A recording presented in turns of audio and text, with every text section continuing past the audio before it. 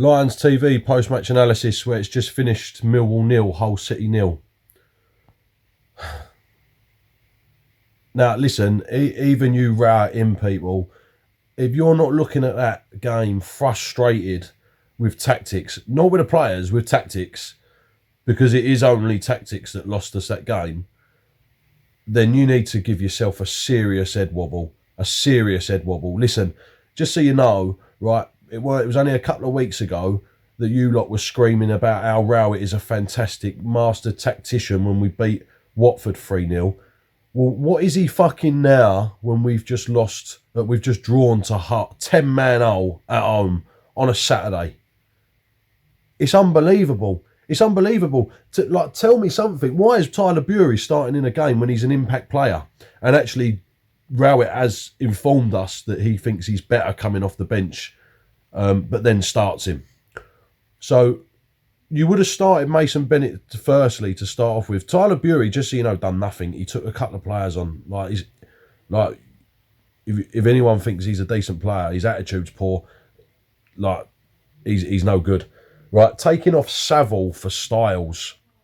Right, what is that? Taking off Billy Mitchell for Shackleton. So while we're trying to gain momentum, we're taking off some key players in our side. Putting Vogelslammer on for Honeyman. By the way, Honeyman gets the ball out his feet, bosh, straight away, cross and deliver. It's just unfortunate that we couldn't seem to get on the end of it today. And then you put on Vogelslammer, who decides to dilly-dally about. So they obviously have completely different instructions. For the money, for the show. You're finding that they're just doing what the fuck they want. Last but not least, if you're going to put George Evans on, oh my God. Listen, I ain't got a problem with George Evans, but let me tell you something.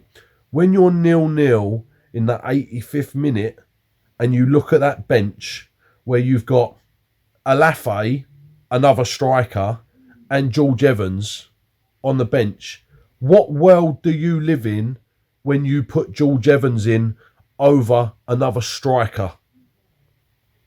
It's absurd what this guy is doing to our football club. And look, I know we're sitting 8th, we're sitting 9th, whatever it is, but I'm telling you now, we could be sitting 3rd or 4th. We could be sitting 3rd or 4th. My opinion, points dropped against Birmingham. We should have done better. Today, points dropped. We should have done better. And it don't matter necessarily now, but it will do come the end of the season. It's poor management by the gaffer. He doesn't have a clue what he is doing.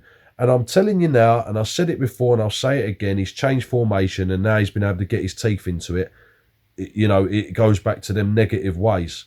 We had at one point, while we were defending so deep at times against, I'll say it again, 10-man Hull at the bottom of the table, that we had nobody up front when we broke.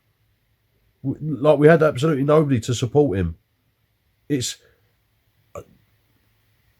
I don't know how many times I have to keep saying it.